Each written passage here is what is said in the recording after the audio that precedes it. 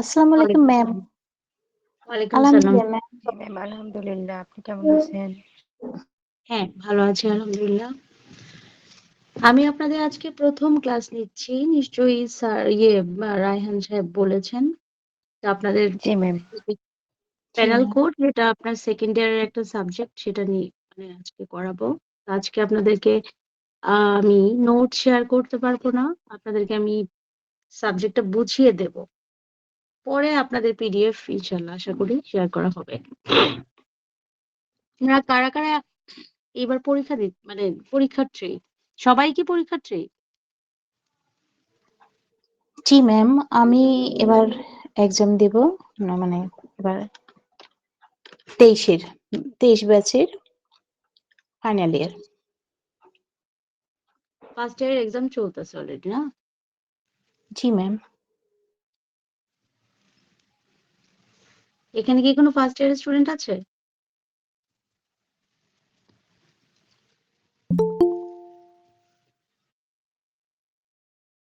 ঠিক আছে।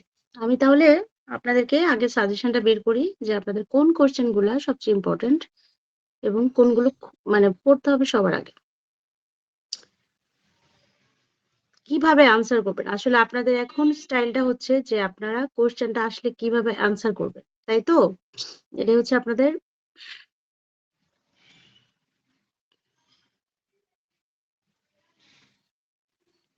স্ক্রিন দেখতে পাচ্ছেন সবাই? জি ম্যাম। জি ম্যাম, জি দেখা ম্যাম, যাচ্ছে। দেখতে পাচ্ছি।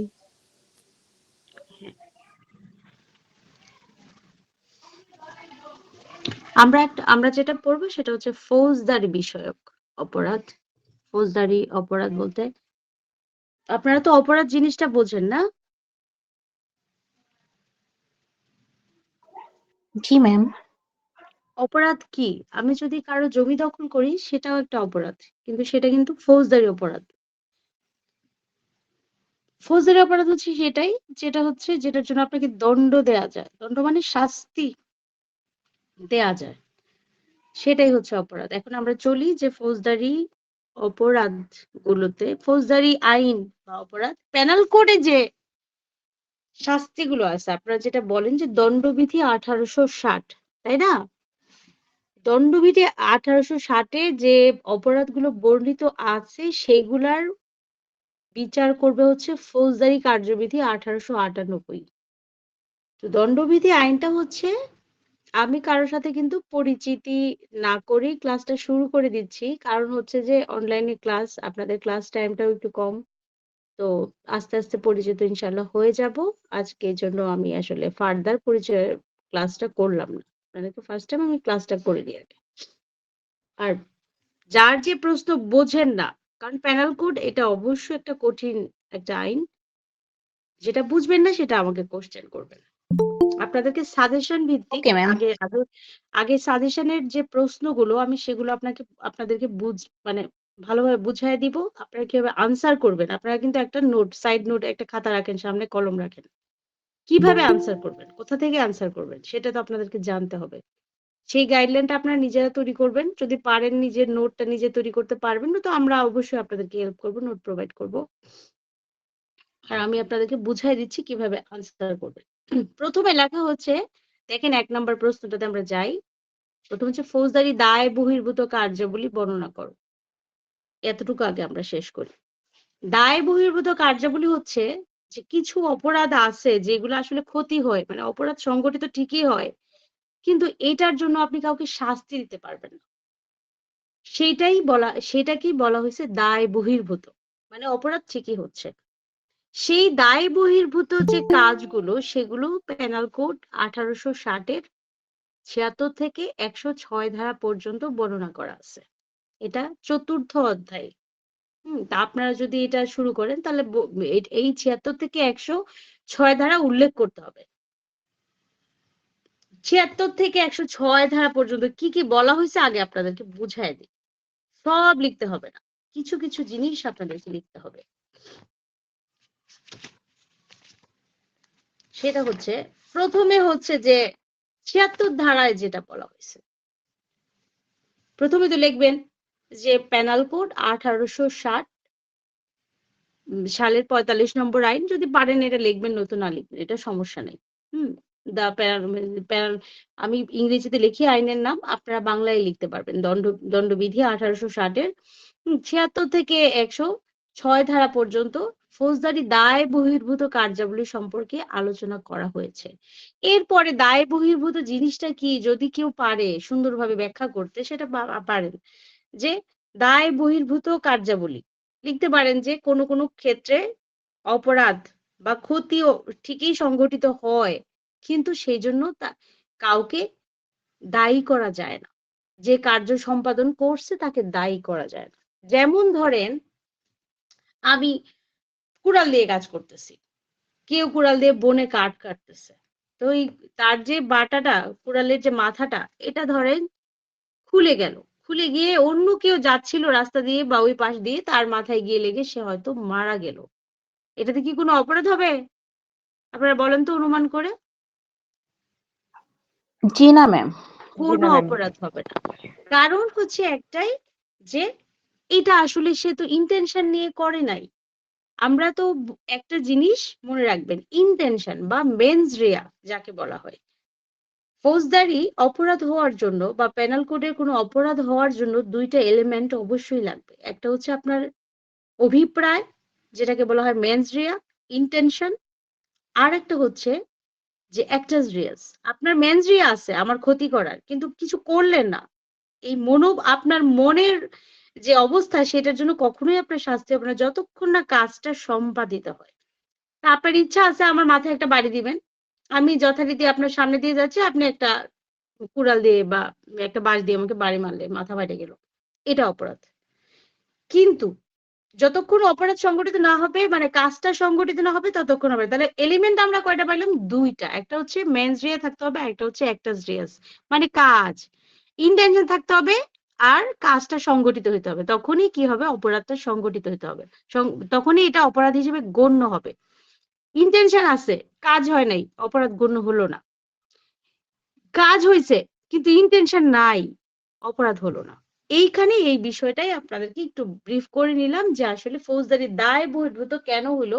আসলে তাদের ইন্টেনশনই ছিল না কোনো অপরাধ করার, তারা সরল মনে কাজ করছে, কাজ করতে গিয়ে কোনো একটা অ্যাক্সিডেন্ট বা অন্য একটা অপরাধ হয়ে গেছে, যেটা আসলে অপরাধ হিসেবে গণ্য হয়, কিন্তু আসলে সে আপনাকে মানে ইন্টেনশন নিয়ে করেনি। এই জন্য এটা অপরাধ হিসেবে পেনাল কোড এটাকে বলছে যে এটা অপরাধ হবে না। কি কি জিনিস এখন আমরা পড়ব। ৭৬ ধারা। ৭৬ ধারায় বলা হয়েছে যে আইন বলে বাধ্য কোনো ব্যক্তি যদি, আপনারা কিন্তু লেখার সময় কিভাবে লিখবেন, আমি এটা লেকচারটা এই প্রশ্নের উত্তরটা দেওয়ার পরে আমি বলে দিব কিভাবে লিখবেন। কিন্তু এখন শুধু বলতেছি আপনাদের বোঝার জন্য, কারণ আপনারা যদি জিনিসটা বুঝে যান, তাহলে কিন্তু লিখতে আপনাদের কিছুই লাগবে না। কিন্তু না বুঝলে কিন্তু আপনাদের মুখস্থ করতে অনেক কঠিন হবে। এজন্য আমি আপনাদেরকে খুব ভালোভাবে বুঝাচ্ছি। ৭৬ ধারায় বলছে যে আইন বলে বাধ্য যদি কোনো ব্যক্তি, ধরেন আমি যদি আইন বলে বাধ্য হই, আইন বলে বাধ্য কারা? যেমন পুলিশ তাকে গ্রেফতারি পরোয়ানা দিছে যে অমুককে গ্রেফতার করো, এরকম আদেশ দিছে একটা, সেই গ্রেফতারি পরোয়ানা বলে কাউকে গ্রেফতার করলো। কিন্তু যে লোক ধরেন বললো যে সুমন বা রায়হান নামে কাউকে গ্রেফতার করতে বললো, কিন্তু যে রায়হানকে সে বললো, সে এই রায়হানকে গ্রেফতার না করে ভুল করে অন্য একটা রায়হানকে গ্রেফতার করে ফেললো, এতে তার কোনো অপরাধ হবে না। কারণ হচ্ছে এটা সে নিজেকে আইন বলে বাধ্য মনে করছে এবং সে ঘটনার একটা ভুল করছে, সে কিন্তু আইনের ভুল করে নাই। তাকে গ্রেফতারের ক্ষমতাটা ঠিকই দেওয়া হয়েছে এবং রায়হান নামের লোকটাও ঠিক ছিল, কিন্তু সে গিয়ে ভুলবশত একটা অন্য একটা রায়হান, যে রায়হানকে আসলে উদ্দেশ্য করা হয়েছে গ্রেফতারি পরোয়ানাতে, তাকে না করে আরেকজনকে করলো ঘটনার ভুলে। সেই জন্য এটা কোনো অপরাধ হবে না। এটা ফৌজদারি দায় বহির্ভূত, মানে আপনার জন্য ঠিকই হ্যারাস হয়েছে, যে অন্য একটা রায়হানকে যে হ্যারাস করছে, ওই লোকটা নিশ্চয়ই হ্যারাস হয়েছে। যদি জেনে শুনে এটা করে এই হ্যারাসমেন্ট, তাহলে কিন্তু অপরাধ, তাহলে কিন্তু সে মামলা করতে পারবে। কিন্তু এটা তো সে জেনে শুনে করে নাই, সো এটার বিরুদ্ধে সে মামলা করতে পারবে না, এবং এটা ফৌজদারি দায় বহির্ভূত, এটা কোনো অপরাধ না। এই হলো ৭৬ ধারাতে বললো।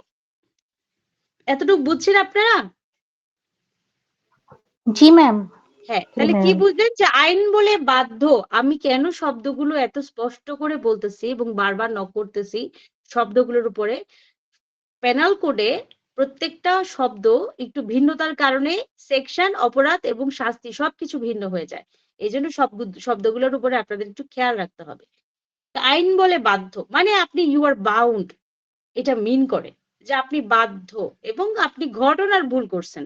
আপনি কিন্তু আপনার যে বাধ্যবাধকতা আছে সেটা আইন দিয়ে দিছে আপনাকে, কিন্তু ঘটনার ভুল আমাকে যদি গ্রেফতারি পরোয়ানা দেয়, আমিও সেই ভুল করে যদি করে ফেলি, সেটাও আমি আইন বলে বাধ্য। আমাকে যদি কেউ গ্রেফতারি পরোয়ানা কিন্তু দিতে পারে, গ্রেফতারি পরোয়ানা সিভিল যে কোনো পার্সনকেও দিতে পারে। এনিওয়ে সেটা আরেকটা বিষয়, আমি আরেকভাবে প্রশ্নটার উত্তর দিই। তো ৭৬ ধারায় বলছে আইন বলে বাধ্য, সেটা বুঝলেন। ৭৭ ধারায় আবার বলছে যে বিচারপতি যখন সরল মনে, হ্যাঁ, সঠিক বিচার করছেন, উনি নিজে জানেন যে এটা সঠিক বিচার, সরল মনে যদি বিচার করে কাউকে শাস্তি প্রদান করে বা কোনো সিদ্ধান্ত প্রদান করে, আইনগত ক্ষমতা বলে, তাহলে সেটা কখনোই অপরাধ হবে না। সেজন্য আপনি কিন্তু গিয়ে ফৌজদারি মামলা দায়ের করতে পারবেন না, কারণ তিনি সেটা সরল মনে। সরল মনের সংজ্ঞা কিন্তু পেনাল কোডের ৫২ ধারাতে দেওয়া আছে। সরল মন মানে যথাযথ সতর্কতা ও মনোযোগ সহকারে যে কাজটা করা হয়, সেই কাজটাকে বলা হয় ইন গুড ফেইথ বা সরল মন বা বোনাফাইড। বুঝছেন? তো এটা আপনাদের লিখতে হবে না প্রশ্নে উত্তরে, কিন্তু আপনাদেরকে আমি জানাইলাম যে সরল মন। কিন্তু সরল মন ছাড়া যদি হয়, সেটা যদি তার কোনো কার্যক্রমে প্রকাশ পায়, তাহলে আবার সেখানে ব্যবস্থা গ্রহণ করতে পারবে। তো আমরা জানলাম যে আইন বলে বাধ্য ব্যক্তি যদি কোনো কাজ করে, ঘটনার ভুলে যদি কোনো কাজ করে, তাইলে সেটা অপরাধ হবে না। আবার বিচারক যদি তার আইনগত ক্ষমতা, আইন তাকে যে ক্ষমতা প্রদান করছে সেই ক্ষমতা বলে যে সে যদি সরল মনে কোনো কাজ করে, সেই কাজ যদি ভুলও হয়ে যায়, তাহলেও তার বিরুদ্ধে কোনো চার্জ আনা যাবে না, ফৌজদারি দায় তার উপরে আরোপ করা যাবে না, এইটা দায় বহির্ভূত। এরপরে হচ্ছে ধারা ৭৮। আপনাদের কিন্তু ধারা ওরকম ভাবে লিখতে হবে না, আপনারা কিভাবে ধারাগুলো লিখবেন এট এ টাইম লিখে ফেলবেন, যে ৭৬ থেকে ১০৬ ওইটা আমি বুঝাই দিচ্ছি, কিন্তু আমি প্রত্যেকটা ধারা একটু আলোচনা করে নিচ্ছি। আদালতের রায় বা আদেশ অনুসারে কৃতকার্য। এখন আদালত যদি কোনো রায় দেয়, আপনার কারো যদি ফাঁসির আদেশ হয়, তারপরে সেটা কার্যকর করারও আদেশ হয়ে গেল, তখন যদি যে জল্লাদ আপনাকে ফাঁসি দিবে সে কি আপনার মৃত্যুর জন্য দায়ী, তাকে তার বিরুদ্ধে কি খুনের মামলা করতে পারবেন? না, কখনোই পারবেন না, কারণ সে আদালতের রায় অনুযায়ী আপনার কাজ করছে, সেই জন্য তার কাজটাও ফৌজদারি দায় বহির্ভূত কাজ। এই যে অ্যারেস্ট করতে গিয়ে পিটায়, মামলা করতে পারে? পারে না, কারণ সেটাও ফৌজদারি দায় বহির্ভূত। কারণ অ্যারেস্টের নিয়মের মধ্যে লেখা আছে যে পুলিশ অফিসার বা যে অ্যারেস্ট করার সময় যদি আসামি পালাইতে চায় তাহলে যে কোনো ব্যবস্থা গ্রহণ করতে পারে। তো সেক্ষেত্রে মৃত্যুদণ্ড, যদি যাবজ্জীবন কারাদণ্ড বা মৃত্যুদণ্ডে দণ্ডনীয় অপরাধ হয়, সেই আসামি যদি পালাইতে চায়, তারা কিন্তু গুলি করতে পারে। সেই ক্ষেত্রে কিন্তু ওই আসামি আবার বলতে পারবে না যে অ্যারেস্টের নিয়ম পালন করে নাই, আমাকে গুলি করছে। সেই ধরনের দায় এখানে আরোপ করা যাবে না। তো সেটা হচ্ছে ফৌজদারি দায় বহির্ভূত। আদালতের আদেশ অনুযায়ী কাজ, তাহলে আমরা কয়টা জিনিস জানলাম? প্রথম জানলাম যে আইনগত বাধ্য আইন বলে যদি কেউ কোনো কাজ করে, সেখানে যদি কোনো ভুল হয়, তাহলে সেটা ফৌজদারি দায় বহির্ভূত হবে।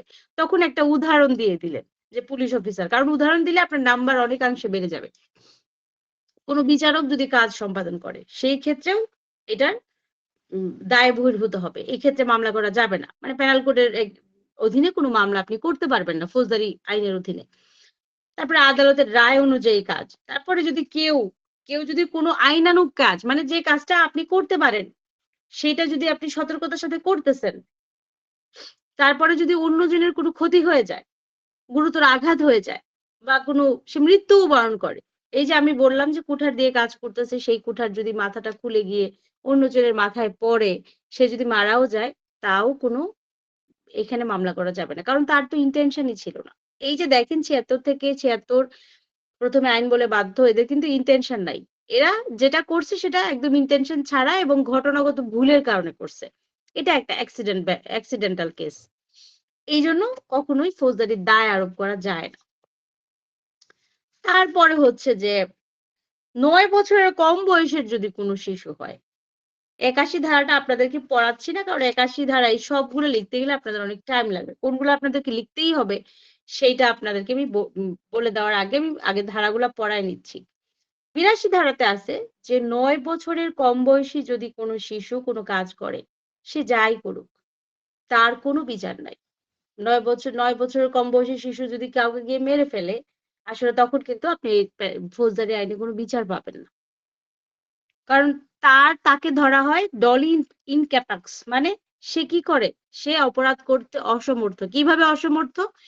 সে যে এই আঘাতে মৃত্যুবরণ হইতে পারে, তার মানে শাস্তি হইতে পারে, এই যে তার দূরদর্শিতা, ফরসাইট যেটাকে বলে, সেই সম্পর্কে তার কোনো জ্ঞান নাই। 9 বছরের কম বয়সী সকল শিশুকেই ডলি ইনক্যাপাক্স বলা হয় আইনে। সেজন্য তারা যদি কোনো অপরাধ করে, তাহলে তাদেরকে শাস্তি দেয়া যায় না। এটাও ফৌজদারি দায় বহির্ভূত। এরপরে আসেন 83 ধারাতে বলছে যে 9 বছরের উপরে কিন্তু 12 বছরের নিচে অপরিণত বুদ্ধিসম্পন্ন শিশু।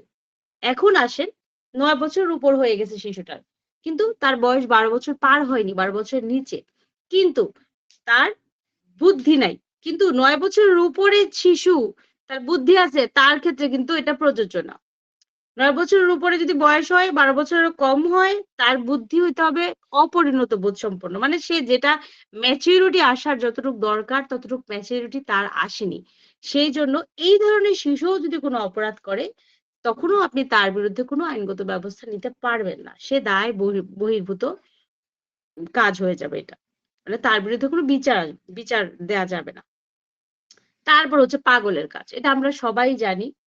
হ্যাঁ, যদিও আমরা পেনাল কোড পড়িনি, তারপরেও জানি যে পাগল যদি কোনো কিছু করে, কাউকে মারধর করে, কাউকে মেরেও ফেলে, তাও কিন্তু বিচার হবে না। কারণ পাগলের তো কোনো বিচার নাই। কারণ পাগল তো জানেই না যে সে কি করতেছে। কাজেই যে জানে বুঝে সুস্থ মনের কোনো ব্যক্তি অভিপ্রায় থাকবে, মানে ইন্টেনশন থাকবে, এবং সে সেই অনুযায়ী কাজ করবে। এটা যদি দুইটা যদি একসাথে পরস্পর মিলিত হয়, এই দুইটা উপাদান, তখনই অপরাধ সংগঠিত হবে। তাইলে এগুলো হচ্ছে আপনার ফৌজদারি দায় বহির্ভূত কাজ। এরপরে আসেন যে নেশাগ্রস্ত ব্যক্তি। আপনাকে যদি কেউ আপনার ইচ্ছার বিরুদ্ধে, আপনি জানেন না, নেশা করাইলো, কিছুর সাথে, মানে কোনো খাবারের সাথে আপনার কোনো একটা নেশা জাতীয় দ্রব্য দিল খেতে, আপনি হয়তো না জেনেই খেলেন, ইন গুড ফেথ আপনি খাইলেন, খাওয়ার পরে যদি আপনি কোনো অপরাধ করেন, তাহলে সেটাও ফৌজদারি দায়ের অন্তর্ভুক্ত হবে না। কারণ হচ্ছে আপনি তো জানেনই না আপনি যে নেশাগ্রস্ত হয়েছেন, এবং আপনি যে অপরাধটা করছেন ওই নেশা জাতীয় দ্রব্য গ্রহণের ফলে করছেন, যে কারণে অপরাধ হয়েছে।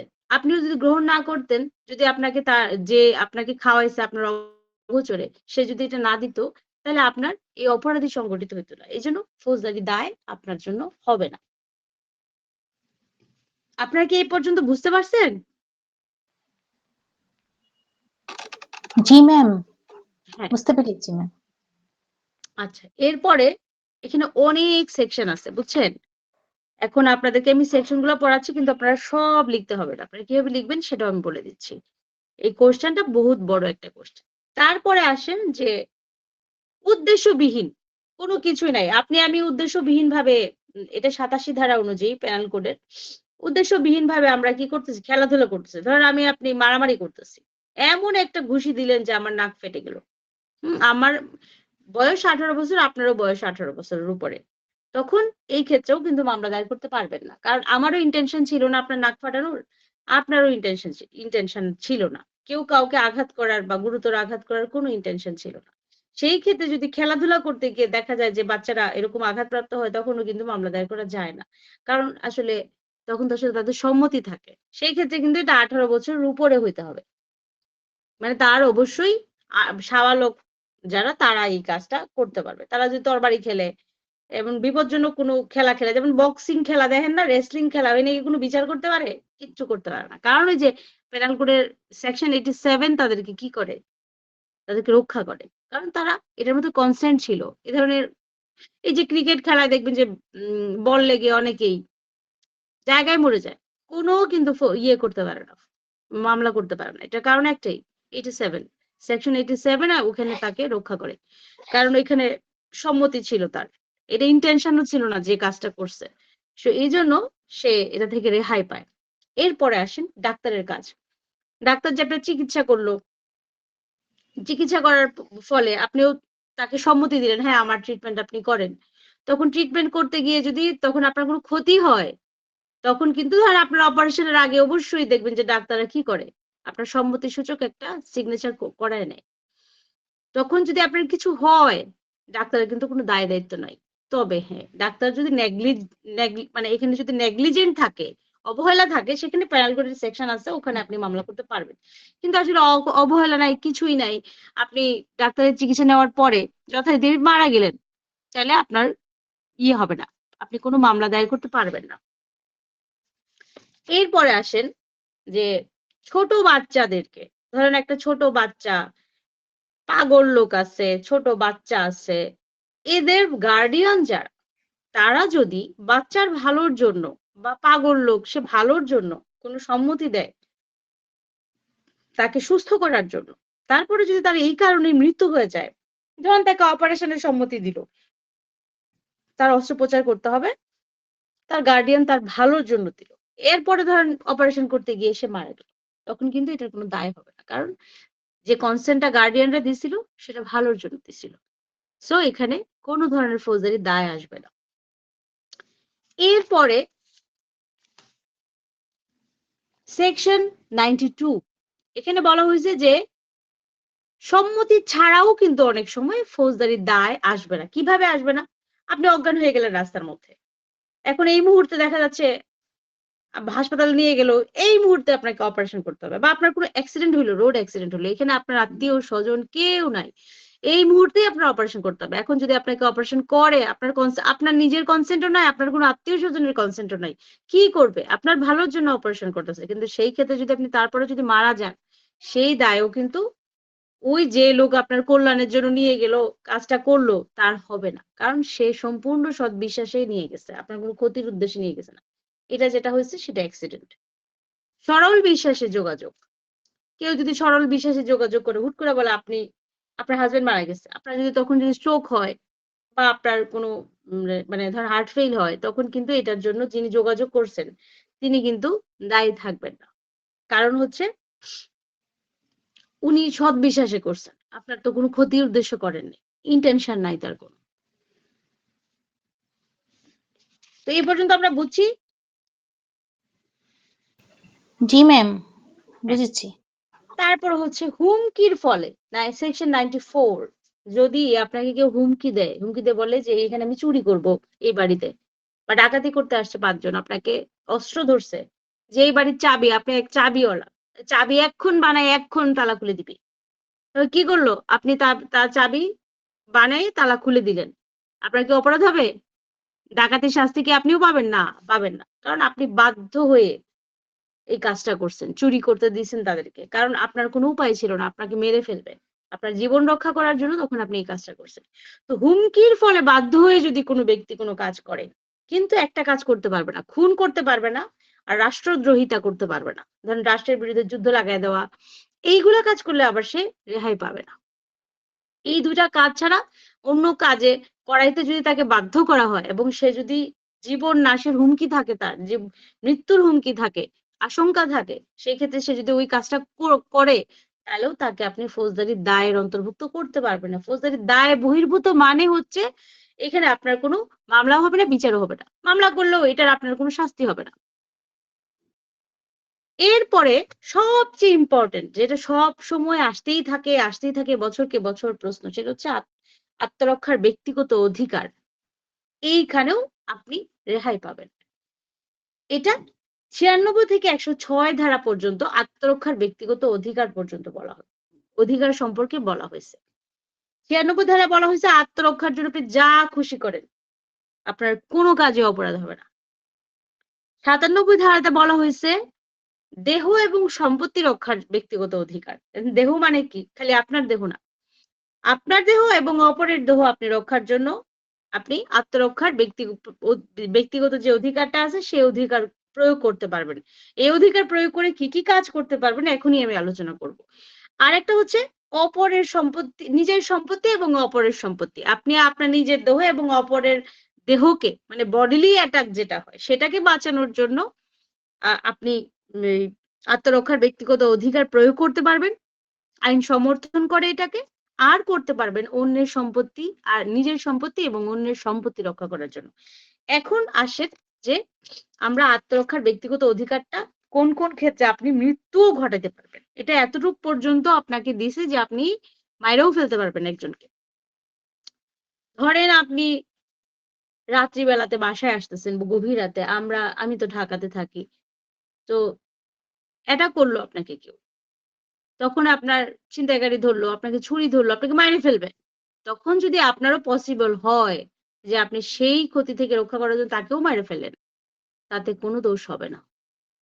তো ১০০ ধারাতে বলা হয়েছে পেনাল কোডের যে সকল ক্ষেত্রে আপনি আত্মরক্ষার ব্যক্তিগত অধিকার প্রয়োগ করতে গেলে আপনি একটা পার্সনকে মেরেও ফেলতে পারবেন। এতে কোনো অপরাধ হবে না। মানে মামলা হইলেও আপনাকে কোনো শাস্তি দিতে পারবে না। শুধু আপনাকে প্রমাণ করতে হবে যে এটা আপনি ব্যক্তিগত প্রতিরক্ষার অধিকার প্রয়োগ করছেন। কেউ যদি আপনাকে এমনভাবে আক্রমণ করে আপনার মনে হয়, এই যে পয়েন্ট 1 প্রথমে হবে মৃত্যুর আশঙ্কা। এই ১০০ ধারাতে ৬ টা বিষয়ের কথা বলা হয়েছে পেনাল কোডের। এই ৬ টা ক্ষেত্রে আপনি মৃত্যু ঘটাইতে পারবেন। এই ৬ টা ক্ষেত্র কি আমরা জানবো। এটা কিন্তু খুবই ইম্পোর্টেন্ট। আপনাদেরকে মনোযোগ সহকারে শুনতে হবে আর মনেও রাখতে হবে। মনে রাখার প্রসেস আমি এখনই বলে দিব। আপনারা ১ম এ শোনেন। ১ম হচ্ছে একটা যদি এমন কেউ আক্রমণ করে যেটা আপনার কাছে মনে হবে যে অবশ্যই আমাকে মেরে ফেলবে, তাহলে আপনি ফের আক্রমণ করে তাকে একদম মাইরে ফেলতে পারবেন। ১ম হচ্ছে মৃত্যুর আশঙ্কা। এমন আক্রমণ যেটা মৃত্যু ঘটাতে পারে। তারপর হচ্ছে গুরুতর আঘাতের আশঙ্কা। যদি এমন আক্রমণ আপনাকে কেউ করে যে জন্য আপনার গুরুতর আঘাত হইতে পারে, তখনও আপনি তাকে মৃত্যু ঘটাতে পারবেন। তাইলেও আপনার কোনো অপরাধ হবে না। তারপর আরেকটা হচ্ছে এমনভাবে যদি কেউ অ্যাটাক করে, রেপ করতে চায়। কোনো এরকম পরিস্থিতি সৃষ্টি হয় যে রেপড হবে কেউ, ধর্ষিত হবে, ধর্ষণ হয়ে যাবে। ধর্ষণ করার জন্য আসলে অ্যাটাক করছে। তাকেও আপনি মেরে ফেলতে পারবেন। তারপরে ৪ হচ্ছে যে অস্বাভাবিক কামনা চরিতার্থ করার জন্য আনন্যাচারাল লাস্ট যেটাকে বলে, যেটাকে প্রকৃতির নিয়ম বহির্ভূত আপনার যৌনকর্ম, এই ধরনের কোনো কাজ করার জন্য কেউ যদি আপনাকে হামলা করে, সেই ক্ষেত্রেও কিন্তু আপনি তার মৃত্যু ঘটাইতে পারবেন। মানে তাকে মাইরে ফেলতে পারবেন। তারপর হচ্ছে শিশু অপহরণ বা আপনাকে কোনো বাচ্চাকেও যদি কেউ অপহরণ করে বা আপনাকেও যদি কেউ অপহরণ করে, সেই ক্ষেত্রেও কিন্তু আপনি তাকে মাইরে ফেলতে পারবেন। আরেকটা হচ্ছে যে অন্যায়ভাবে যদি আটক করে কাউকে, সেই ক্ষেত্রে তার যে ব্যক্তিকে আটক করে তার যদি মনে হয় যে আমি তো কাউকে এখানে পাবো না, না পুলিশ না কিছু, এখন আমি ট্রিপল লাইনে ফোন দিতে পারতেছি না, কিছু করতে পারতেছি না, তাইলেও সে ওই আটক অবস্থা থেকে উদ্ধারের জন্য ওই ব্যক্তিকে মেরে সে নিজে উদ্ধারের জন্য বাইর হয়ে আসতে পারবে। তাহলে আমরা ১০০ ধারাতে কয়টা বিষয় জানলাম? মৃত্যু ঘটাতে পারবে ৬ টা বিষয় টোটাল। একটা হচ্ছে মৃত্যুর আশঙ্কা, একটা হচ্ছে গুরুতর আঘাতের আশঙ্কা, আরেকটা হচ্ছে ধর্ষণের আশঙ্কা, আরেকটা হচ্ছে অস্বাভাবিক কামনা চরিতার্থ করার উদ্দেশ্যে আক্রমণ করছে এমন আশঙ্কা, শিশু অপহরণ বা ব্যক্তি অপহরণের জন্য হামলা করলে সেই আশঙ্কা যদি হয়, আর যদি কেউ কাউকে বেআইনিভাবে আটক করে সেই রকম পরিস্থিতি হলে, তখন যে অপরাধকারী আপনার উপর আক্রমণ করছে এই ৬ টা উদ্দেশ্য নিয়ে, ৬ টা উদ্দেশ্যের একটা উদ্দেশ্য যদি থাকে সেখানে, আপনি তার মৃত্যু ঘটাতে পারবেন। মানে তাকে মাইরে ফেলতে পারবেন। এই হলো দেহ রক্ষার জন্য যে আপনাকে ব্যক্তিগত আত্মরক্ষার অধিকার দিছে, সেটা দেহ রক্ষার জন্য। এই ৬ টা ক্ষেত্র ছাড়া আপনি কিন্তু মৃত্যু ঘটাতে পারবেন না, কিন্তু অন্য কিছু করতে পারবেন। তখন আপনি গুরুতর আঘাত করতে পারবেন, কিন্তু মাইরে ফেলতে পারবেন না। সেক্ষেত্রে মানে এটা সীমা যে এই কারণ না থাকলে মৃত্যু ঘটানো যাবে না। আর এই কারণগুলো থাকলে, এই ৬ টা কারণ থাকলে আপনি মৃত্যু ঘটাতে পারবেন। এগুলো হচ্ছে ফৌজদারি দায় বহির্ভূত কাজ। এটা কিন্তু মনে রাখবেন। আমি কিন্তু পড়াচ্ছি ফৌজদারি দায় বহির্ভূত কার্যাবলী। এই আত্মরক্ষার অধিকারও কিন্তু ফৌজদারি দায় বহির্ভূত। সেক্ষেত্রে আপনার কিন্তু ফৌজদারি দায় নিতে হবে না। আপনাকে প্রমাণ করতে হবে যে আমি এটা আত্মরক্ষার অধিকার প্রয়োগের জন্য করছি। সেইটা এখন আমরা চলবো ১০৩ ধারাতে। ১০৩ ধারাতে হচ্ছে সম্পত্তি রক্ষার জন্য কখন কাউকে মেরে ফেলা যায়। তো দেহ রক্ষার জন্য যেরকম মেরে ফেলা যায়, এই ৬ টা যে ১০০ ধারাতে যে ৬ টা বিষয় পড়লাম, কেউ কি এই ৬ টা বিষয় একজনও বলতে পারবেন? আমি বলে দিচ্ছি। যদি মৃত্যুর আশঙ্কা থাকে, মানে ১ম এ একটা কমন ওয়ার্ড ব্যবহার করতে হবে। যে এমন আক্রমণ যেখানে মৃত্যুর আশঙ্কা হয়। এরকম কমন ওয়ার্ড। ১ম এ মৃত্যুর আশঙ্কা, তারপরে গুরুতর আঘাতের আশঙ্কা, তারপরে ধর্ষণের আশঙ্কা, তারপরে অপ্রকৃত কাম লালসা চরিতার্থ করার আশঙ্কা, তারপরে হচ্ছে শিশু অপহরণ বা ব্যক্তি হরণের আশঙ্কা, তারপর হচ্ছে বেআইনিভাবে আটকের আশঙ্কা, যেখানে কর্তৃপক্ষ বা সরকারি কর্তৃপক্ষের কোনো সহায়তা পাওয়া যাবে না। সেই ক্ষেত্রে দেহ রক্ষার ব্যক্তিগত অধিকার প্রয়োগ করে মৃত্যু ঘটানো যায়। দেহ মানে নিজের দেহ এবং অপরের দেহ। কেউ বলতে পারবেন? জি ম্যাম। বলতে পারবেন আসলে? জি ম্যাম, এটা আমি পড়েছি আগে। তারপর আপনি অনেক সুন্দর করে বুঝিয়েছেন ম্যাম। এটা অবশ্যই আচ্ছা, পারবো। আপনি বলেন তো দেখি কিভাবে আপনি এটা গিয়ে করবেন? শোনেন, কমন ওয়ার্ড আমি এখন আবার বুঝাই দিচ্ছি, আপনি বলবেন, সবাই শুনবে। যারা হুম। বলতে চায় তারা এখন বলতে পারবে। উনার কথা আমার প্রথমেই আপনি ১০০ ধারা অনুযায়ী হচ্ছে এটা কি ব্যক্তিগত, আপনার ব্যক্তিগত আত্মরক্ষার অধিকার প্রয়োগ করে আপনি দেহ রক্ষার ব্যক্তিগত, এটা কিন্তু বলতে হবে যে আপনার দেহকে রক্ষার জন্য যে আত্মরক্ষার ব্যক্তিগত অধিকার আপনাকে দেওয়া হয়েছে আইনে, সেটা প্রয়োগ করে আপনি মৃত্যু ঘটাতে পারবেন ৬টা ক্ষেত্রে। প্রথম ক্ষেত্র এমন আক্রমণ যা মৃত্যুর আশঙ্কা সৃষ্টি করে। এইভাবে এমন আক্রমণ, এটা কমন একটা কথা, এটা অবশ্যই রাখবেন, কারণ আপনাকে যদি কিছু করতে যায় কেউ, আক্রমণ করতে হবে, এটা আইনগত ভাষা, বুঝছেন? আমি অ্যাটাক না করে তো আপনাকে কিছু করতে পারবো না, তাই না? দুই ভাবে তো কিছু জি করা ম্যাম। সম্ভব না, কাজে আমাকে তো একটা অ্যাটাক করতে হবে আপনাকে। তো এমন আক্রমণ কথাটা হচ্ছে কমন কথা, আর পরবর্তী সময় সিরিয়ালি বলে যাবেন এমন আক্রমণ মৃত্যুর আশঙ্কা তৈরি করে, এমন আক্রমণ গুরুতর আঘাত, এই খালি মনে রাখবেন গুরুতর আঘাত, প্রথমে মনে রাখবেন মৃত্যু, তারপরে মাথা থেকে এমন আক্রমণ কথাটা বাইর করবেন, এমন আক্রমণ যা মৃত্যুর আশঙ্কা সৃষ্টি করে, বুঝছেন? এটা নিয়ে একটা বাক্য বানায় ফেলবেন। তারপরে গুরুতর আঘাত, এমন আক্রমণ যা গুরুতর আঘাতের আশঙ্কা সৃষ্টি করে। তারপরে ৩ নাম্বার ধর্ষণ, আপনার কিন্তু মনে রাখতে হবে শুধু ধর্ষণ, এরকম ভাবে পয়েন্ট গুলা, ধর্ষণ তাহলে এমন আক্রমণ যা ধর্ষণের আশঙ্কা সৃষ্টি করে। তারপরে আসেন অপ্রকৃত কাম লালসা, এমন আক্রমণ যা অপ্রকৃত কাম লালসার আশঙ্কা সৃষ্টি করে। তারপরে আবার আসেন শিশুহরণ বা ব্যক্তিহরণ, বা আপনি যদি অপহরণও বলেন কিছু হবে না, এমন আক্রমণ যা শিশুহরণ বা ব্যক্তিহরণ বা অপহরণের আশঙ্কা সৃষ্টি করে। তারপরে আসেন এমন আক্রমণ যা অবৈধ আটকের আশঙ্কা সৃষ্টি করে, যে ক্ষেত্রে কর্তৃপক্ষের সহায়তা পাওয়া যাবে না বলে মনে হয়। সেই ক্ষেত্রে মানুষ নিজের দেহ এবং অপরের দেহ রক্ষায় ব্যক্তিগত আত্মরক্ষার অধিকার প্রয়োগ করে মৃত্যু পর্যন্ত ঘটাতে পারে। বুঝছেন এখন ক্লিয়ার? এটা লাগবেই, এটা জি আপনার ম্যাম। সারা জীবন লাগবে আইনের স্টুডেন্ট হিসেবে। ১০০ ধারা ১০৩ ধারা সারা জীবন লাগবে। এখন থেকে যদি মুখস্থ করে যান, আপনার বার কাউন্সিলের পরীক্ষা দিবেন, ওখানেও লাগবে, এটার কোনো মানে ইয়ে নাই, ছাড় নাই। এখন বলেন, কেউ একজন বলেন, আমি অন্যটাতে পরে যাব।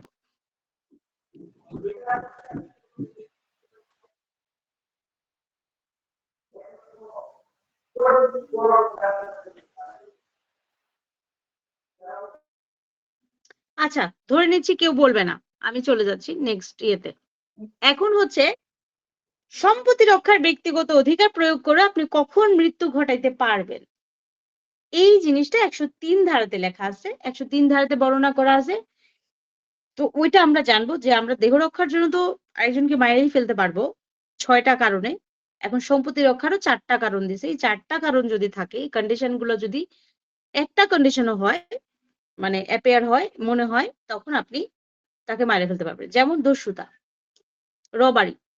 দস্যুতা কি জিনিস? আপনাকে ভয় দেখায় কোনো কিছু যদি ছিনতাই মানে নিতে চায় আপনার কাছ থেকে, ধরুন আসলো, দস্যুতা হয় হচ্ছে উম একজন মানুষ ১ থেকে ৪ জন মানুষ পর্যন্ত দস্যুতা অনুষ্ঠিত হয়। ১ থেকে ৪ এর বেশি যদি হয়ে যায় তখন সেটা আর দস্যুতা থাকে না, সেটা ডাকাতি হয়ে যায়। এজন্য বলছে দস্যুতা। দস্যুতা হচ্ছে মানুষ, কেউ আপনাকে ভয় দেখাইলো, মৃত্যুর আশঙ্কা, আপনার মনে হয়েছে যে আপনার বাচ্চাটা ধরেন বলল যে, "তুই যদি টাকার ব্যাগটা আমাকে না দাও, তোমার বাচ্চাকে আমি ফালাই দিব।" তো এই যে আশঙ্কাটা সৃষ্টি হইলো, আপনার বাচ্চার মৃত্যুর আশঙ্কা সৃষ্টি হয়েছে ঠিক আছে, কিন্তু আপনার কাছ থেকে কি আপনার টাকার ব্যাগ ছিনতাই করে নিয়ে নেবে। এটা হচ্ছে দস্যুতা। এই ধরনের কাজ যদি কেউ করতে আসে তখন আপনি তাকে মাইরে ফেলতে পারবেন। আবার আপনাকেই ছুরি ধরলো যে টাকা সব বাইর করে যা আছে দিয়ে দে, নয়তো মাইরে ফেলবো। তো আপনার তখন আপনিও তাকে মাইরে ফেলতে পারবেন। এটা কিন্তু সম্পত্তি রক্ষার জন্য। কারণ আপনার সাথে তার শত্রুতা নাই। আপনার সম্পত্তির সাথে তার শত্রুতা। সে নিতে চায় আপনার পয়সা-পাতি। তো এই সম্পত্তি রক্ষার জন্য, নিজের এবং অন্যের সম্পত্তি রক্ষার জন্য কিন্তু যদি কেউ দস্যুতা করতে আসে, তবে কিন্তু তাকে আপনি মেরেও ফেলতে পারবেন। তো ১ম সম্পত্তি রক্ষার জন্য আত্মরক্ষার ব্যক্তিগত অধিকার প্রয়োগ করে 4টা ক্ষেত্রে মৃত্যু ঘটানো যায়, এগুলো ফৌজদারি দায় বহির্ভূত কার্যাবলী। সেই 4টা ক্ষেত্র হচ্ছে, প্রথমে হচ্ছে দস্যুতা, তারপর হচ্ছে রাত্রিবেলা যদি কেউ ঘর ভেঙে ঘরের মধ্যে যদি ইলিগাল ট্রেসপাস করে, মানে ক্রিমিনাল ট্রেসপাস করে, চোর আসছে মনে করেন শীত কেটে, তারা আপনি তখন মারে ফেলতে পারবেন। রাত্রিবেলা হইতে হবে, তারপর দিনের বেলা হইলে কিন্তু হবে না, এটা বুঝছেন। দিনের বেলা হইলে হবে, আর একটা পয়েন্ট আছে সেটাতে হবে। আবার যদি কোনো ঘর থাকে, কোনো গোডাউন থাকে, হ্যাঁ, কোনো যানবাহন রাখার জায়গা থাকে যেখানে আপনি আগুন ধরায় দিলেন, সম্পত্তি রাখার জায়গা, ভল্টে, ব্যাংকের ভল্ট, আপনি আগুন ধরায় দিলেন, সেই সমস্ত জায়গায় যদি আপনি আগুন ধরায় দেন, ক্ষতি সাধন করেন, চাইলেও কিন্তু আপনাকে মেরে ফেলতে পারবে।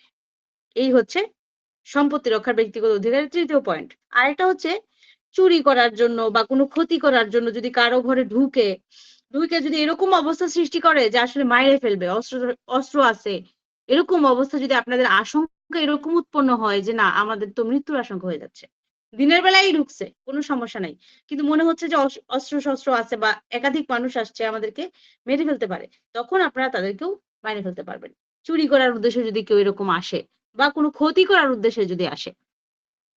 এই হলো 4টা ক্ষেত্র। প্রথম হচ্ছে দস্যুতা, তারপরে রাত্রিবেলায় ঘর ভেঙে যদি ঘরে কেউ প্রবেশ করে, তারপরে সম্পত্তি সংরক্ষণের স্থান বা তাঁবু বা যানবাহনে যদি কেউ আগুন লাগায় দেয়, আগুন অগ্নিসংযোগ করে, তারপর হচ্ছে চুরি, অনিষ্ট বা গৃহে অনধিকার প্রবেশকালে যদি এরকম পরিস্থিতি সৃষ্টি হয় যেখানে মৃত্যু বা গুরুতর আঘাতের আশঙ্কার সৃষ্টি হয়, তখন আপনি তাকে মেরে ফেলতে পারবেন। এই সম্পত্তি রক্ষার 4টা ক্ষেত্র। 100 ধারায় যেরকম 6টা ক্ষেত্র আছে, 103 ধারাতে 4টা ক্ষেত্র আছে। এই ক্ষেত্রগুলাতে আপনি দেহ আর সম্পত্তি রক্ষা করার জন্য আর অপর একজন লোক যে আক্রমণকারী বা যে এই ঘটনাতে অপরাধী, তাকে মাইরেও ফেলতে পারবেন। এছাড়া কিন্তু আপনাকে মারার অনুমতি দেয় না। এখন আসেন, নির্দোষ ব্যক্তির ক্ষতি সাধনের সম্ভাবনা 106 ধারাতে বলা হয়েছে। ধরেন আপনাকে একদল লোক দৌড়াচ্ছে, এই কিংবা একদল লোক আপনাকে রাস্তাতে দূর থেকে বুঝতেছেন যে এরা আপনার ক্ষতি করবে, আপনার গুলি মানে বন্দুক ধরছে, এখন আপনার হাতেও বন্দুক আছে, আপনি তাদেরকে হয়তো মারতে চান, কিন্তু দেখতেছেন যে না, তাদের সাথে একটা বাচ্চা আছে, আপনি যদি গুলি করেন ওই বাচ্চার গায়েও লাগে, বাচ্চা নির্দোষ, মরে যেতে পারে, কিন্তু নিজের প্রাণ রক্ষার জন্য যদি মনে হয় যে না ওরা আমাকে মেরে ফেলবে বা গুরুতর আঘাত করবে, তখন আপনি ওই গুলি ছুড়লেন, ছোড়ার পরে যদি ওই বাচ্চাটা মারা যায়, আপনার কোনো ধরনের ফৌজদারি দায় আসবে না, আপনিও এই ব্যতিক্রমের অন্তর্ভুক্ত হয়ে যাবেন। এইগুলো হচ্ছে ফৌজদারি দায় বহির্ভূত কাজ আমি আলোচনা করলাম। এটা অনেক বড়। আপনারা যে প্রশ্নটা লিখবেন, কিভাবে লিখবেন এখন আমি বলতেছি। প্রথমে লিখবেন যে আইন বলে বাধ্য ব্যক্তি কর্তৃক কৃত কাজ, বুঝছেন? তখন আপনি এই যে 76 ধারা থেকে আপনার 76 ধারা, 77 ধারা, 78 ধারা, এরা হচ্ছে আইন বলে বাধ্য এইরকম ব্যক্তি। আপনি আইন বলে বাধ্য কর্তৃক কৃত কাজ লিখে আপনি 76 ধারাটা আলোচনা করলেন, তারপর লিখলেন বিচারকের কাজ, তারপরে লিখলেন যে আইনানুগভাবে সম্পাদিত কাজ। আপনারা এরকম পয়েন্ট আকারে লিখবেন। আপনারা কিভাবে লিখেন আমার জানা নাই, কিন্তু অবশ্যই পরীক্ষার খাতায় একটা ভূমিকা লেখার দরকার নাই, মানে ভূমিকা কথাটা লেখার দরকার নাই, কিন্তু একটা প্যারা করবেন ভূমিকাতে লিখবেন যে ফৌজদারি দায় বহির্ভূত কার্যাবলী সম্পর্কে দণ্ডবিধি 1860-এর 76 থেকে 106 ধারায় আলোচিত হয়েছে বা আলোচনা করা হয়েছে। নিম্নে উক্ত বিষয়সমূহ সম্পর্কে আলোচনা করা হলো। তখন আপনার যদি ধারাটা মনে না থাকে কোনো সমস্যা নাই, আপনি উপরেই লিখলেন 76 থেকে 106 ধারা, ওখানেই কাজ হয়ে গেছে। তারপরে লিখলেন যে আইন বলে বাধ্য ব্যক্তি কর্তৃক কৃত কাজ, বিচারকের কাজ, তারপরে লিখলেন যে আদালতের রায় বা আদেশ অনুসারে কাজ। হ্যাঁ, কিছু বলছেন কেউ? ম্যাম, পয়েন্ট গুলা আবার যদি একটু বলতেন, হ্যাঁ আমরা হ্যাঁ, নোট আমি তো করছি তো। বলতেছি, আপনি হ্যাঁ লিখেন। হ্যাঁ, নোট করছি, দ্যাটস ওয়াই ম্যাম, আর একটু বলেন। প্রথমেই আপনি লিখবেন হচ্ছে যে ফৌজদারি দায় বহির্ভূত কার্যাবলী সম্পর্কে দণ্ডবিধি 1860-এর 76 থেকে 106 ধারাতে বর্ণিত আছে। নিম্নে উক্ত বিষয়সমূহ সম্পর্কে আলোচনা করা হলো। এই গেল আপনার ভূমিকাটা। কিংবা আপনি যদি আরো লেটেস্ট কিছু লিখতে চান, এটা আপনাকে আপনার ক্রিয়েটিভিটির জন্য বলবো, যদি লেখেন যে প্রথমে এটা লিখলেন, পরে একটা পয়েন্টে লিখলেন যে ফৌজদারি দায় বহির্ভূত কার্যাবলী কি, এটা বুঝাইলেন যে সকল কাজ সম্পাদনকালে, হ্যাঁ, অভিপ্রায় ব্যতীত আইনানুগভাবে কার্য সম্পাদনকালে অভিপ্রায় না থাকে এবং কোনো ধরনের ক্ষতি সংঘটিত হয়, সেই ক্ষেত্রে ওই উক্ত কার্য সম্পাদনকারী ব্যক্তিকে দায়ী করা যায় না। সেইগুলোই ফৌজদারি দায় বহির্ভূত কার্যাবলী। এটা আপনার ইচ্ছা হলে দিবেন, এটা এত ম্যান্ডেটরি না। এটা হচ্ছে আপনার এলএলবি তে থেকে হচ্ছে কি লিখলে বেশি নাম্বার, আর কিছু না। এই জন্য আপনি হয়তো লেসটা লাগাই দিতে পারেন, কিন্তু মেইন কথা হচ্ছে ফৌজদারি দায় বহির্ভূত কার্যাবলী 76 থেকে 106 ধারা পর্যন্ত বর্ণিত আছে। এরপরে আপনি আপনার আর সেকশন যদি নাও দেন, কোনোটা যদি মন থাকে দিবেন, মনে না থাকলে যদি নাও দেন কোনো প্রবলেম হবে না। আপনারা 100 ধারা মনে রাখবেন, 103 ধারা মনে রাখবেন। এই দুইটা জিনিস খুবই ইম্পর্টেন্ট। প্রথমেই লিখবেন যে আইন বলে বাধ্য ব্যক্তি কর্তৃক কৃত কাজ, এই একটা পয়েন্ট লিখলেন। তারপর ডট দিয়ে আপনি লিখবেন যে আইন বলে বাধ্য কোনো ব্যক্তি যদি ঘটনার ভুলে কোনো কার্য সংগঠিত করে এবং সেই কার্যের ফলে অন্য ব্যক্তির কোনো ক্ষতি হয়, সেই ক্ষেত্রে সে ফৌজদারি দায়ের অন্তর্ভুক্ত হবে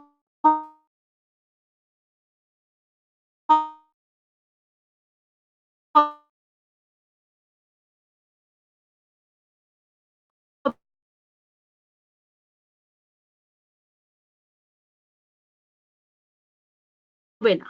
যেমন একজনের নাম এক্সের স্থলে অন্য একজনকে গ্রেফতার করে, এক্ষেত্রে তার কোনো ফৌজদারি দায় তার উপরে আরোপিত হবে না, কারণ তিনি তার আইন। যদি আপনি উদাহরণ দিতে পারেন খুব ভালো হবে, আর উদাহরণ না দিতে পারলেও আপনি যদি দুই কথা লিখেন যে আইন বলে বাধ্য ব্যক্তি কর্তৃক কৃত কাজ, তাহলে ভালো। আরো ভালো হবে যদি 76 ধারা অনুযায়ী বলে ফেলেন, তাহলে তো আরো ভালো, আরো নাম্বার বেশি পাবেন। তারপরে লিখবেন বিচারকের কার্য, এইটা লিখে একটা ডট দিবেন, দুইটা ডট দিবেন, দিয়ে আবার বিচারকের কার্য। লেখাটা যখন লিখবেন, লেখাটা চেষ্টা করবেন যে সুন্দর করে উপস্থাপন করার। আপনার কি লিখলেন ভিতরে তার থেকেও বেশি ইম্পর্টেন্ট হচ্ছে আপনার উপস্থাপনাটা কি। প্রেজেন্টেশন সুন্দর হলে আপনার নাম্বার অবশ্যই বেশি আসবে। বিচারকের কার্যে আপনি দুই কথা লিখবেন, যে বিচারক তার কার্য সম্পাদনকালে সরল বিশ্বাসে আইনগত ক্ষমতা প্রদত্ত ক্ষমতা বলে যে কার্য সম্পাদন করে তাতে কোনো কারো ক্ষতি হলে অপরাধ হিসেবে গণ্য হবে না। শেষ। আপনার ধারাটার আদালতের রায় বা আদেশ অনুসারে যদি এই কেউ কোনো কর্ম সম্পাদন করে, এখতিয়ারবান ব্যক্তি, মানে আদালতের রায় অনুসারে তো আপনি আমি করতে পারবো না, যে লোকের এখতিয়ার থাকে সেই করতে পারবে। আর এক কথায়ও লিখতে পারেন যে আদালতের রায় বা আদেশ অনুসারে কৃত কার্য ফৌজদারি দায় বহির্ভূত কার্য হিসেবে গণ্য হবে। শেষ। খালি এতটুকু একটা একটা করে কথা লিখবেন, আর যদি বেশি লিখতে পারেন ভালো। এরপরে আসেন যে এরপরে লিখবেন যে 9 বছরের কম বয়সী শিশুর কার্য, একটা পয়েন্টে লিখলেন। তারপরে লিখলেন যে 9 বয়সের কম বয়সী কোনো শিশুর কোনো কার্যই কোনো অপরাধমূলক কার্য হিসেবে গণ্য হবে না। শেষ। 80 ধারাতে এটা আছে, আপনার যদি মনে থাকে, সরি 82 ধারাতে এটা আছে, যদি মনে থাকে তাহলে লিখবেন, নালে নাই। তারপরে লিখলেন যে 9 বয়সের বেশি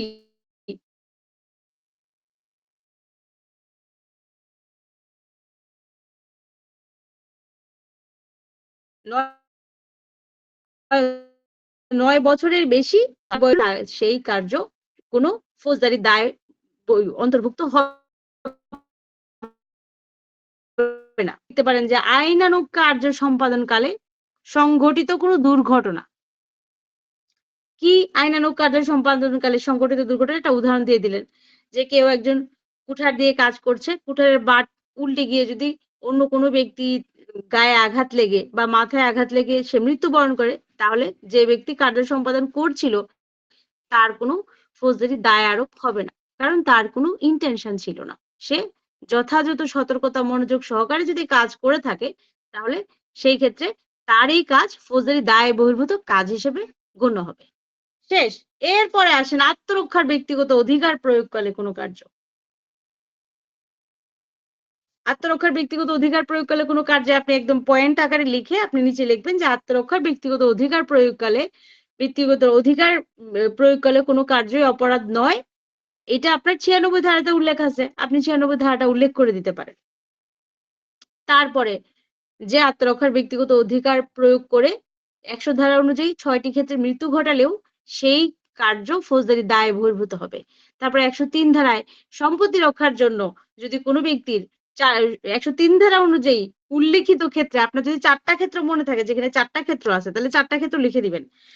আর যদি না থাকে তাহলে লিখবেন যে 103 ধারায় উল্লেখিত ক্ষেত্র সমূহে যদি কেউ সম্পত্তি রক্ষার ব্যক্তি থাকেও, সেও ফৌজদারি দায়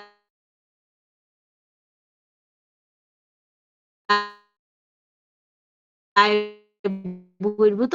সেটি ডাক্তারের কার্য, যে ডাক্তার যদি কোনো রোগীর সম্মতিক্রমে চিকিৎসা করে, সেই চিকিৎসা আনতে যদি রোগী মৃত্যু বরণ করে বা অপারেশনও ধরেন কোনো অস্ত্রোপচার করলো, সেই অস্ত্রোপচারে যদি পেশেন্ট মারা গেল, আপনি প্রত্যেকটাতে একটা একটা উদাহরণ দিয়ে দিলেন 1 লাইন লিখে লিখে, তাইলে আপনার নাম্বার অনেক বেশি বেড়ে যাবে।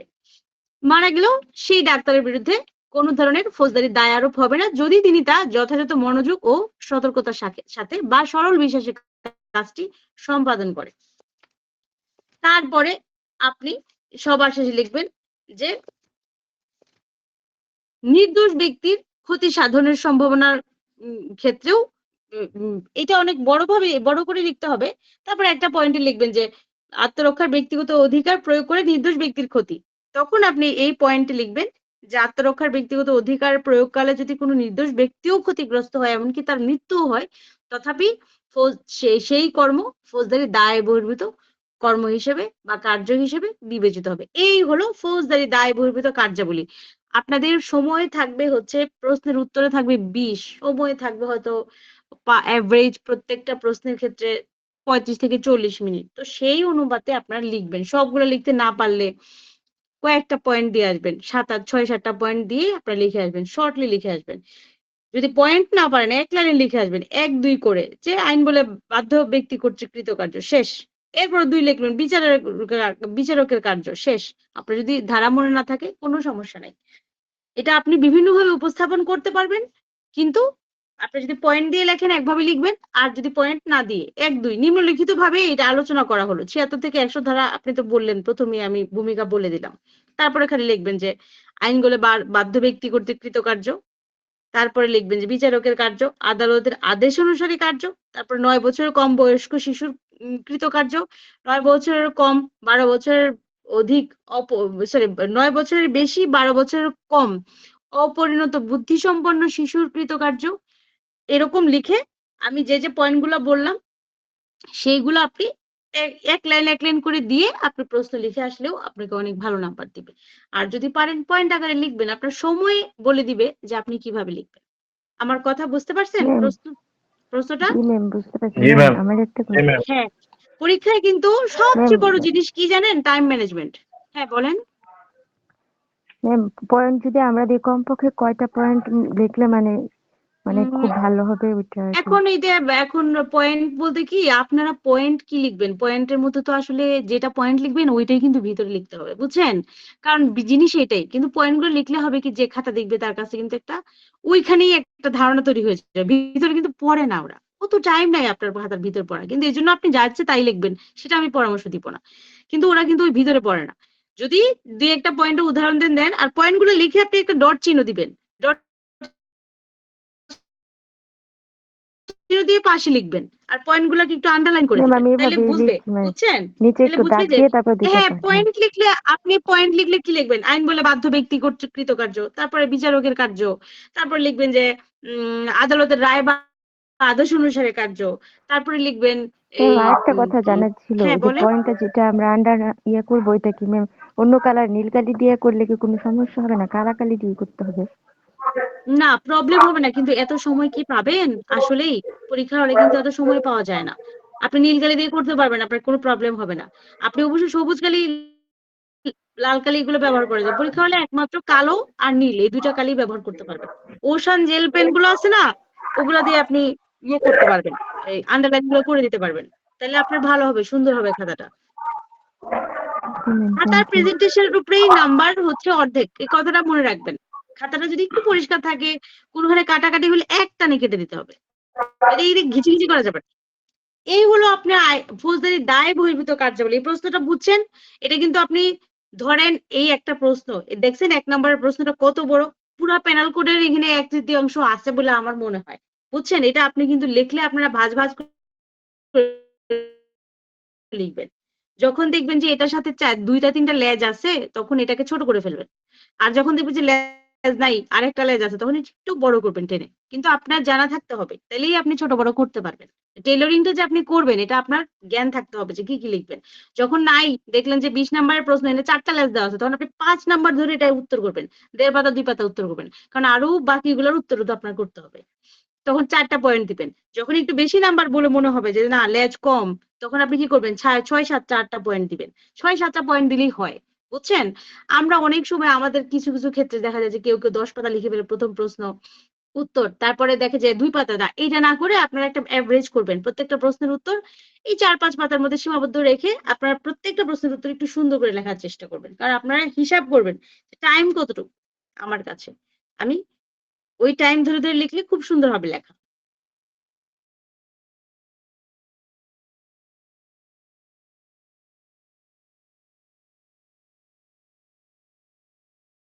আর পয়েন্টটা টপিকটা অনেক বড় এইজন্য আমাদের টাইম লাগছে।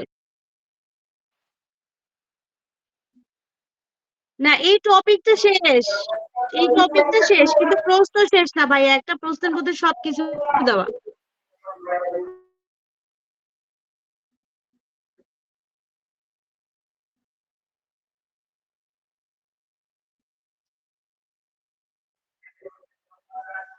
হ্যাঁ, আমি গুলশান জাহান।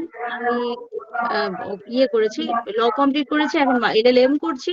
আমি ডিআইইউ এর স্টুডেন্ট। ঢাকা ইন্টারন্যাশনাল ইউনিভার্সিটি থেকে পাস করেছি।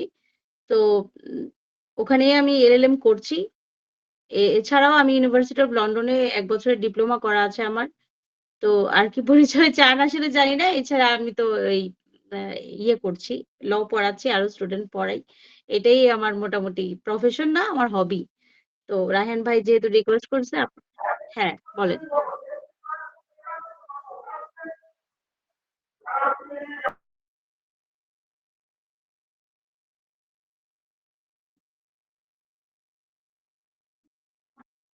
ও আচ্ছা। এনরোলমেন্ট এর পরীক্ষা হ্যাঁ, আমার এনরোলমেন্ট এর পরীক্ষা ভাইবা পর্যন্ত গিয়েছি। আলহামদুলিল্লাহ আমি ১ম বারেই ভাইবা পর্যন্ত গেলাম। হ্যাঁ, আপনাদের দোয়ায়। তো যদি খোদা যদি তকদির ভালো রাখে তাহলে হয়তো অ্যাডভোকেটও আমার সনদও চলে আসবে আশা রাখি। তো এটা আমি জি চাচ্ছি ম্যাম যে হবে আসলে ইনশাআল্লাহ। রেজাল্ট হইলেই আসলে বলতাম। এটা আমি কেন হাইড করেছি? কারণ সনদ তো এখনো পাইনি। আমাদের রিটেন পরীক্ষা তো গেল। সেটার জন্য আরকি। জি ম্যাম, থ্যাংক ইউ। ক্লাস ভালো ছিল ম্যাম। হ্যাঁ। জি ম্যাম, ইনশাল্লাহ। ভাইয়া আমি তো ১ ঘন্টায় তো ক্লাসে ইয়ে করতে পারলাম না উনাদেরকে। প্যানেল করে আপনাদেরকে ধৈর্য না নিয়ে আসলে পড়তে ম্যাম হবে। যদি একটু বুঝতে পারেন।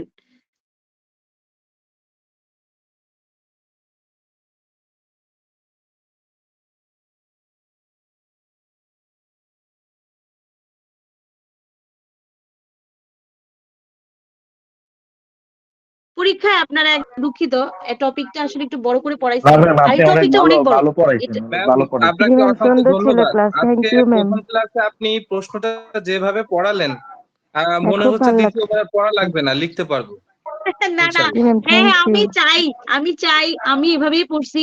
আমারও তো আপনাদের স্টেজগুলো পার হইতে হয়েছে নাকি? যেভাবেই হোক। জি অসংখ্য আমি ধন্যবাদ এভাবেই আপনাকে। পড়ছি। যে অল্প জি পড়ে ম্যাম, কিভাবে আসসালামু ভালো করা আলাইকুম যায়। ম্যাম।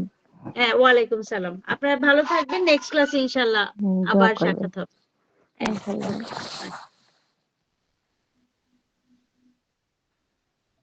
ওয়েলকাম। ওকে।